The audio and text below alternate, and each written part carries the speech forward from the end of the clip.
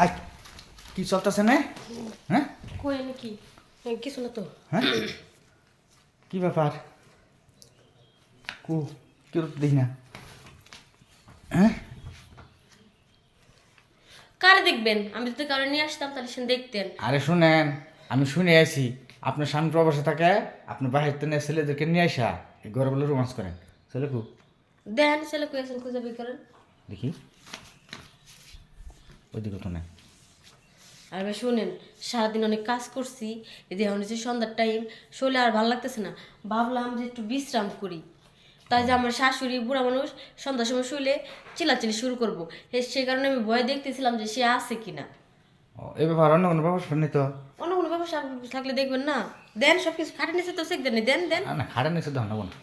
না আপনাদের তো আবার বিশ্বাস কম। হ্যাঁ আপনাদের বিশ্বাস কম না, যে স্বামী প্রবাসী থাকলে ভাবেন যে বউ মনে হয় আকাম কুকাম করে বেড়ায়, কিন্তু আসলে সব মেয়েরা এক না। আসলো আসলে সব মেয়ের এক না, মানুষ অনেক ভুল ভুল খবর দেয়। আপনারা ডিস্টার্ব করলাম ভাই, তাহলে আসি। হ্যাঁ আচ্ছা ঠিক আছে। ভালো থাকি।